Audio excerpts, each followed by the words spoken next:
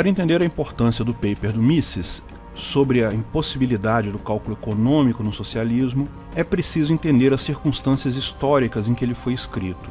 Hoje, todo mundo sabe que o comunismo não funciona. Já foi provado na prática, no que parece ser o maior experimento prático econômico da história. Foi a divisão da Alemanha no pós-guerra. O mesmo povo, com uma mesma língua, uma mesma cultura, de uma mesma religião, foram separados por 40 anos. Um lado no regime capitalista, outro lado no regime socialista. O resultado dessa experiência todo mundo viu na queda do Muro de Berlim. O socialismo se provou um fracasso na prática. Quem defende comunismo hoje em dia são os terraplanistas da economia. Só eles mesmos acreditam nessa viagem sem sentido. Mas não era assim em 1920, quando Mises escreveu o paper dele. Pelo contrário, a Revolução Russa havia acontecido poucos anos antes. E comunistas são ruins em muita coisa, mas sempre souberam fazer boa propaganda. A imagem que havia de países comunistas na época é que eles estavam dando certo, que conseguiam melhor qualidade de vida para todos e uma sociedade mais igualitária e justa. Naquela época era muito mais difícil prever o fracasso do socialismo. Antes de continuarmos o vídeo, aproveite para curtir e se inscrever na página. Clique no sininho para ser avisado de novos vídeos. Afinal, por que o cálculo econômico é impossível no socialismo? Antes de mais nada, é preciso esclarecer alguns termos para que fique claro exatamente o que foi demonstrado pelo Mises. A ideia do socialismo é, em sua origem, a proposta de reduzir as desigualdades sociais. O mundo sempre foi desigual, com algumas pessoas pobres e outras ricas. Em determinado momento, particularmente na época da Revolução Francesa, algumas pessoas percebiam que a aristocracia francesa se esbaldava em festas e luxuosos castelos, enquanto uma parte significativa da população passava fome. Surge naturalmente no ímpeto humano o interesse de corrigir esse problema, tirar de quem tem muito para suprir a fome de quem não tem nada, de cada um conforme sua capacidade para cada um conforme suas necessidades. É uma frase atribuída a Karl Marx que eu nunca encontrei em nenhuma obra deles, mas é reconhecida como a essência da proposta socialista. Que ninguém tenha mais do que precisa para garantir que todos tenham igual nível de conforto. Que ninguém seja obrigado a trabalhar mais que o necessário por serem menos produtivos ou capacitados para ter o mesmo nível de conforto das outras pessoas. Esse objetivo é o guia usado por Marx para a sociedade ideal, aquela em que não há classes oprimidas e opressoras como ele enxergava na sociedade. Basicamente, ele culpava o acúmulo de capital e propriedades privadas, além do dinheiro em si, pelos problemas do mundo, particularmente pela desigualdade. A proposta dele para resolver o problema é substituir o dinheiro e a propriedade privada por um mecanismo de planejamento econômico. Portanto, é preciso entender que a solução socialista para a organização social consiste de dois mecanismos distintos. Um deles é a planificação da economia. Ao invés do livre mercado, em que cada pessoa negocia livremente o valor de seus bens e serviços, a economia seria planejada por uma organização central,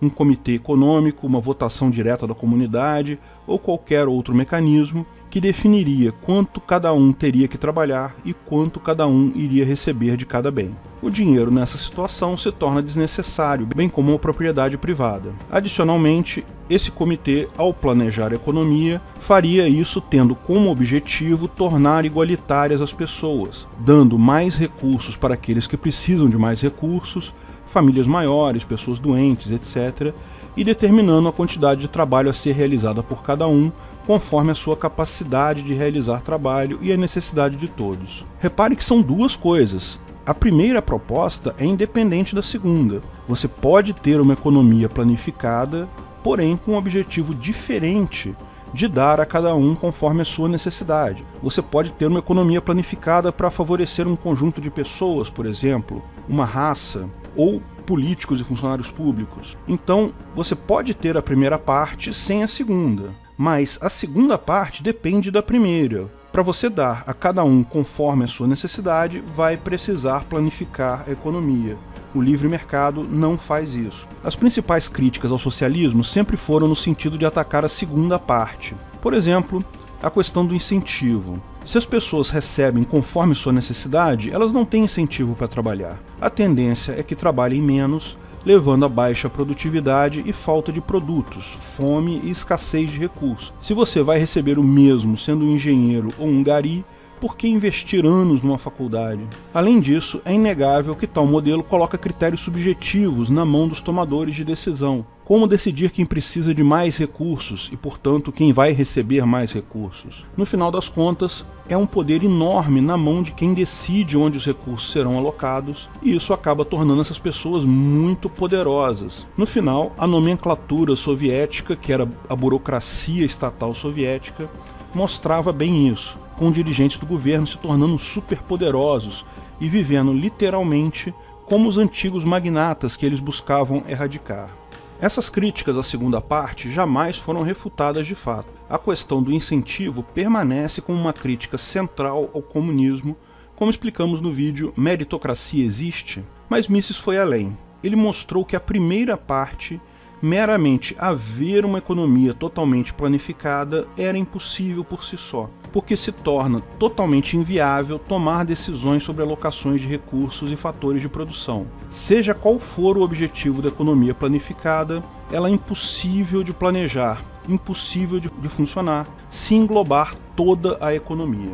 Veja que partes de uma economia podem ser planificadas, isso é um fato. Empresas são exatamente pequenas bolhas de planificação econômica dentro de um livre mercado. Mesmo que uma empresa compre insumos e venda produtos no livre mercado, dentro da empresa as decisões sobre o que produzir, quem empregar, quanto pagar pelo trabalho, são tomadas por planejamento central, não pelo livre mercado. É o board de diretores que determina a alocação de recursos por departamento, diretores do departamento que decidem investimentos em suas áreas até chegar ao funcionário que vai cumprir ordens e trabalhar conforme o requerido. Até existem empresas que funcionam como um livre mercado encapsulado, tal como o Uber, iFood e outros aplicativos que basicamente colocam pessoas em contato para realizar serviço em um livre mercado. Também existem empresas que usam mecânicas internas de mercado, onde um departamento pode optar por comprar serviço de outro departamento da empresa ou de outra empresa, mas mesmo nessas empresas existe algum planejamento central. E, na maior parte das empresas tradicionais, o que vigora é explicitamente um planejamento central típico e padrão. Portanto, o cálculo econômico de parte da economia é sim possível e, algumas vezes, até desejável, como demonstramos até no nosso vídeo Por que o Estado vai desaparecer. Mas isso pode existir em uma parte da economia, como Mises demonstra, não na totalidade dela, que é o requerido pelo modelo socialista. O ponto central dele é que parte central de uma organização social é a alocação de recursos. Isso precisa ser feito qualquer que seja o governo. O cálculo econômico consiste na sociedade tomar decisões embasadas sobre qual recurso aplicar em cada situação, de forma a otimizar a alocação de recursos escassos. Esse é o problema do cálculo econômico. Existem decisões que precisam ser tomadas sobre recursos escassos. Você toma decisões desse tipo todo dia sobre o que comprar com o seu salário, que é o retorno que você recebe pelo seu trabalho. Mas, mesmo em atividades econômicas, uma determinada faixa de terra, por exemplo, pode ser usada para plantar feijão ou cebola. Como essa decisão é tomada, no livre mercado, essa área tem um dono.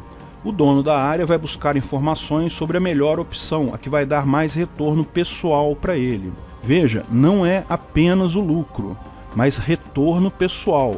Por hipótese, ele pode não gostar de plantar feijão, gostar mais de plantar cebola. Portanto, mesmo fazendo as contas do lucro monetário, do quanto ele vai lucrar se plantar uma coisa ou outra, se ele chegar à conclusão de que o lucro com feijão seria só um pouquinho maior que o lucro com cebola, ele ainda pode escolher plantar cebola, porque ele prefere isso, é gosto pessoal dele. Mas se o lucro com feijão for muito maior que o lucro com cebola, bem, ele vai mudar de ideia. Não é só o gosto pessoal dele que importa também, é uma mistura das duas coisas, do retorno monetário com o retorno pessoal. Toda decisão econômica, como bem observa o Mises, tem um componente quantificável, o valor monetário daquela transação, mas também tem um valor não quantificável, um componente de gosto pessoal, de preferência pessoal. O proprietário da terra, no regime capitalista, vai tomar essa decisão e o fato dele usar aquela área para plantar uma coisa ou outra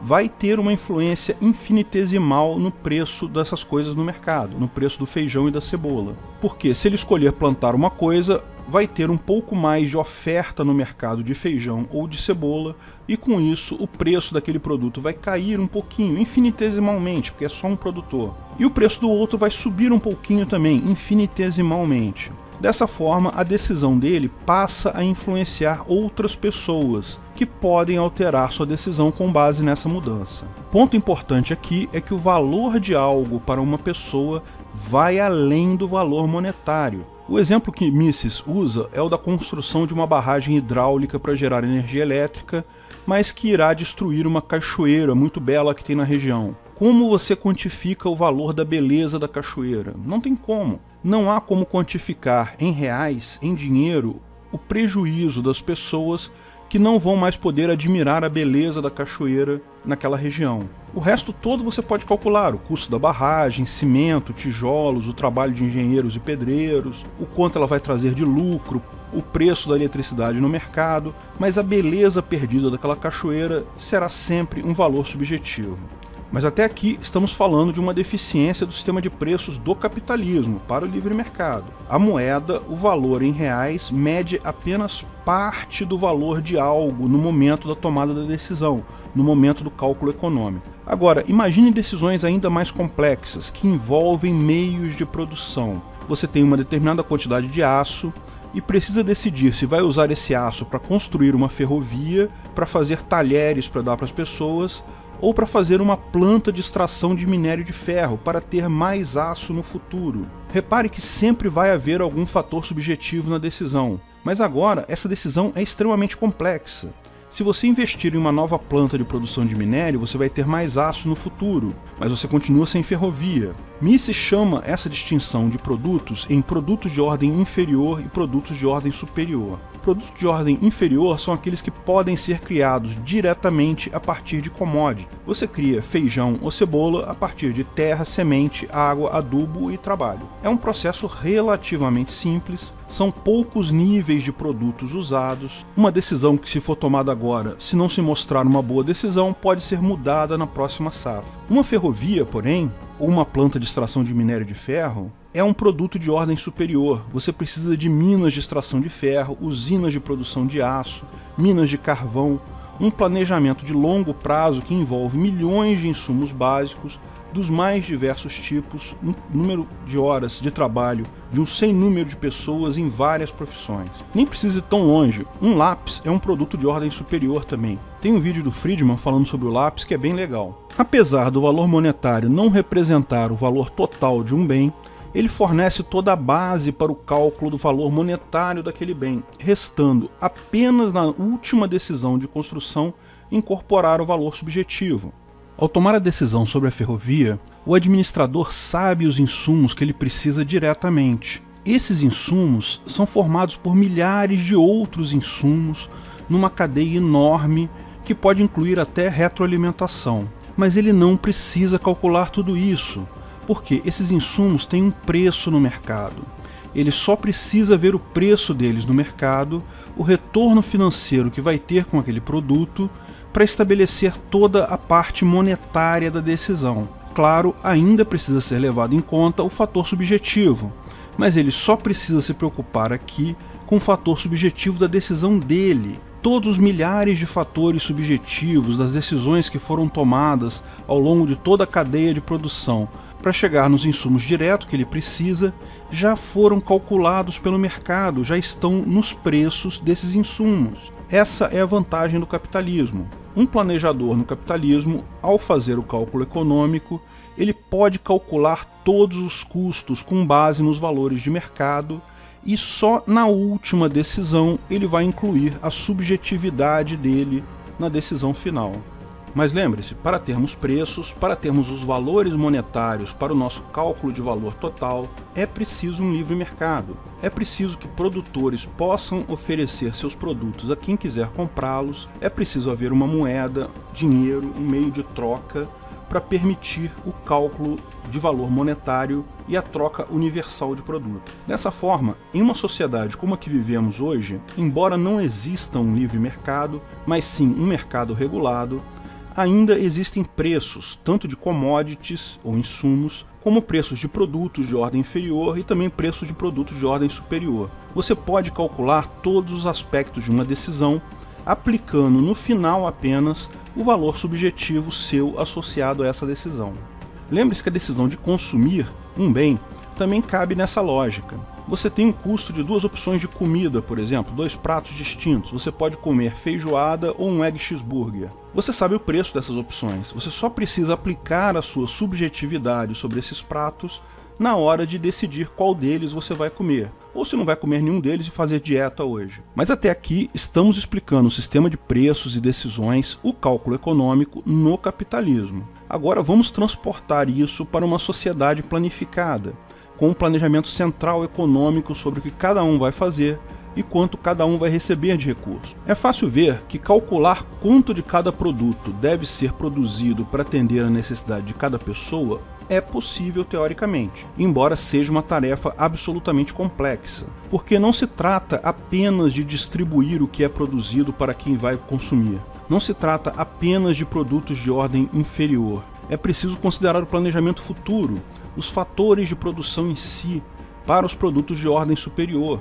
É preciso gastar o aço fazendo ferrovia que vai levar bens para uma cidade, fazendo uma outra planta de extração de minério de ferro para ter mais aço no futuro, ou usar o aço em talheres para a população consumir. Você tem que construir máquinas para criar produtos de ordem superior.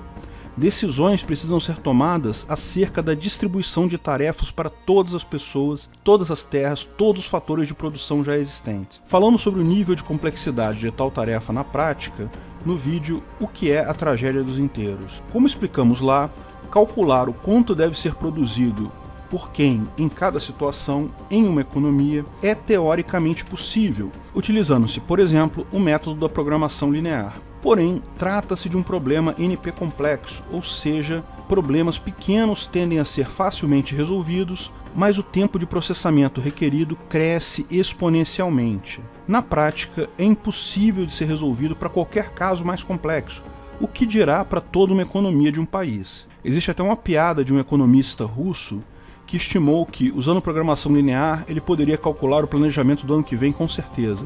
Só que isso levaria 80 anos para ficar pronto o cálculo. Mas veja, esse não é o ponto de Mises. O ponto de Mises vai além disso. Como vimos, com o sistema de preço, com o livre mercado, o valor subjetivo só entra na última etapa da decisão, geralmente pelo próprio afetado pela subjetividade. E a subjetividade de cada pessoa influencia infinitesimalmente os preços no mercado, permitindo que outras pessoas possam tomar suas decisões subjetivas face a uma nova realidade de preço. Mas como no socialismo não há sistema de preços, em última análise, o sistema socialista vai ter que decidir o que as pessoas querem subjetivamente.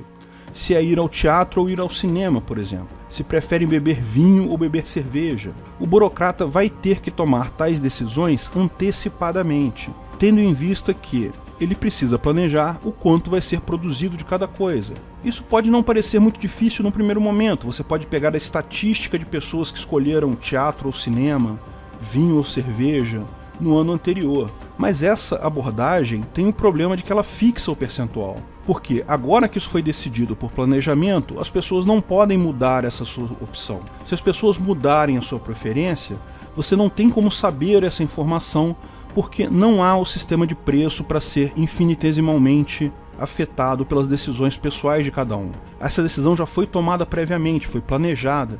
Você congelou a preferência pessoal no tempo, limitando ao último ano que você teve livre mercado, que as pessoas podiam efetivamente escolher o que fazer. Isso se torna ainda pior com a invenção de novos produtos. Como saber se as pessoas preferem celulares simples ou smartphones, uma coisa que não existia antes? Como saber o quanto fabricar de cada um e para quem entregar? Esse é o ponto do Mises.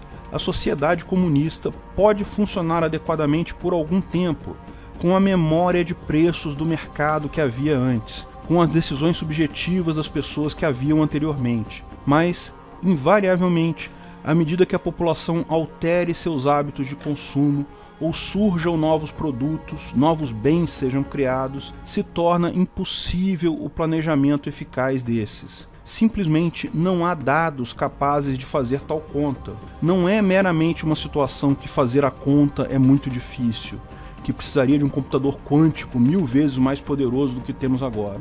É simplesmente impossível fazer tal planejamento sem um sistema de preços, e é impossível um sistema de preços sem livre mercado e propriedade privada. Lembre-se que estamos falando de um planejamento otimizado da economia. Porque o que acontece na prática é que os burocratas russos estabeleciam cotas de produção aleatórias em planejamentos absurdamente inefetivos. Existem piadas sobre fábricas com cotas de produção de parafusos por toneladas de aço, que, dessa forma, produziam parafusos enormes, super pesados, que não tinham nenhuma utilidade real.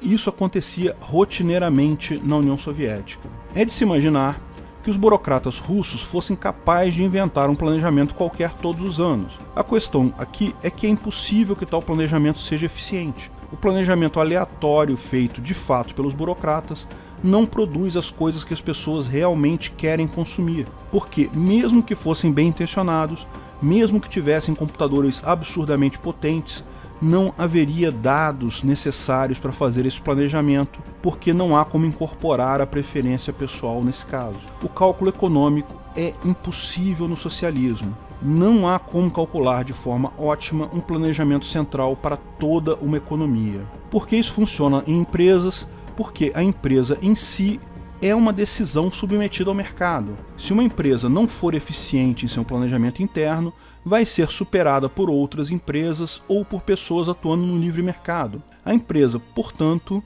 usa os preços dos seus insumos e demais valores monetizados, junto com a subjetividade dos seus controladores, exatamente como uma pessoa normal toma uma decisão qualquer. Mas isso só funciona com a estrutura hierárquica de planejamento central, sendo uma pequena parte da economia. Porque outras pessoas e empresas garantem que haverá um mercado de preços, tanto para os insumos quanto para os produtos finais. Se toda a economia for planejada, não há como determinar preços, portanto não há como planejar. Ou seja, o que Mises demonstrou foi que, mesmo que, por mágica, a natureza do ser humano fosse alterada, ele passasse a trabalhar sem incentivos pessoais, não importasse mais de trabalhar mais, mesmo recebendo menos que isso, para o bem da sociedade, mesmo que todos os governantes e burocratas fossem capacitados e bem intencionados, não haveria como isso funcionar. Lógico, na prática, essa crítica do Mises apenas soma as demais críticas acerca de incentivos, moral humana e etc., que mostram que tal tipo de organização social é impossível, é incapaz de gerar bons resultados na prática. Principalmente, mostra claramente a justificativa teórica por trás dos inevitáveis fracassos observados sempre que tal ideologia é tentada na prática em qualquer situação. Você deve ter reparado que eu estou usando a palavra socialismo como sinônimo de comunismo. De fato, não há diferença qualitativa entre ambos. Na prática, mesmo no auge da economia planificada soviética, alguns preços no mercado negro se formavam e eram usados para o cálculo econômico pelo governo. Trata-se apenas de uma diferença de grau, não de qualidade. À medida que o planejamento é mais centralizado, o cálculo econômico se torna menos eficiente. Isso mostra por que países com alto índice de liberdade econômica são mais prósperos. O cálculo econômico, a tomada de decisões é mais eficiente nesses países. Por outro lado, comunistões como Banania e casos ainda piores como Maduro-Holândia provam mais uma vez a tese do Mises. Quanto mais planejamento central, pior a eficiência da economia. É preciso ressaltar que houveram várias respostas a esse artigo do Mises.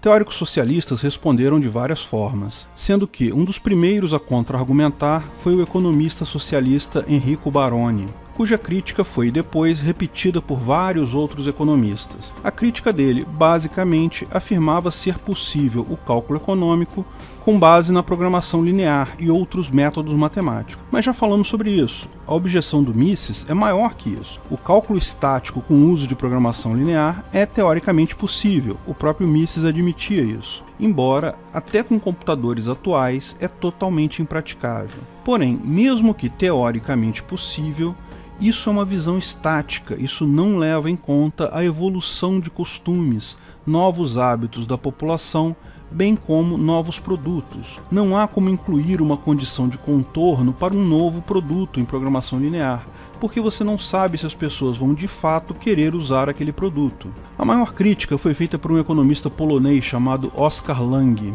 que reconheceu a propriedade do problema apontado por Mises, reconheceu que havia um problema no socialismo, porém propôs uma forma de lidar com isso, com base no método que ele chamou de tentativa e erro. Consistia em elaborar uma rede de retroalimentação de informações a partir do planejamento feito com base na última vez que o sistema capitalista funcionou. Por exemplo, no caso da escolha entre cinema e teatro, parte-se dos últimos dados, quando as pessoas ainda tinham liberdade de escolha. A partir daí, espera-se que os gerentes de teatros e cinemas, na economia planificada, reportem eventuais mudanças de interesse do público. Tinha mais gente querendo ver cinema esse ano do que teatro. Dessa forma, o planejamento central poderia ser alterado no ano seguinte para comportar essa mudança. Mas é óbvio que tal solução é claramente ineficiente em relação ao sistema de preços, visto que o ciclo de feedback seria muito maior. No livre mercado, se há aumento de procura por um bem, o aumento do preço é imediato, ou seja, o feedback é muito rápido. No mecanismo aqui proposto pelo Lange, é muito mais lento, levando fatalmente a um planejamento menos otimizado. Mas esse não é o principal problema do mecanismo proposto por Lange. O problema real é que ele parte do princípio que se sabe de antemão quais são os parâmetros a medir para planejar o ano seguinte. No exemplo que demos entre teatro e cinema, como saber que a demanda agora não é mais por televisão ou YouTube?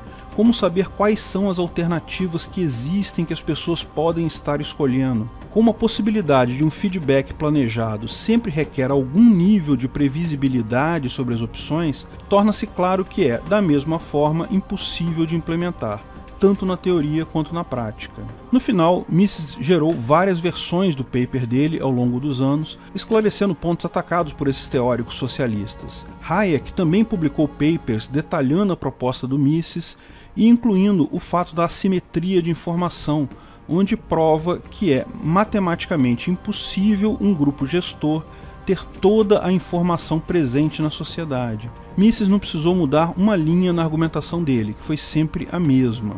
Jamais se buscou dizer que cálculo econômico no socialista era impossível na prática.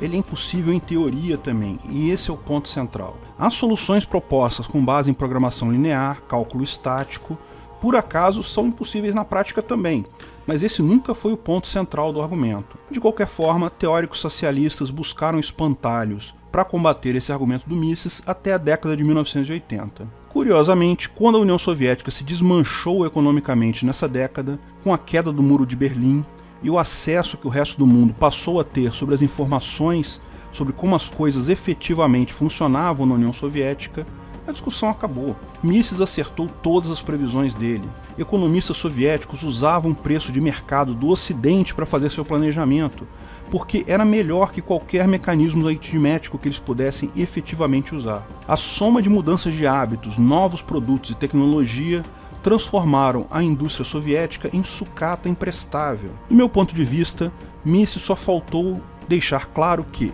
embora o mercado com regulamentação estatal permita o cálculo econômico, quanto mais regulado for o Estado, menos eficiente será o planejamento econômico gerado. Se você quer economia no pico de eficiência, só há um caminho: o livre mercado totalmente livre, sem nenhuma regulamentação, sem impostos, sem leis, sem governo. Um dia vai cair o muro de Berlim do Estado Democrático de Direito, e todos nós vamos perceber que fomos forçados a um sistema economicamente ineficiente. Governo não funciona. Cálculo econômico é impossível no estadistão também.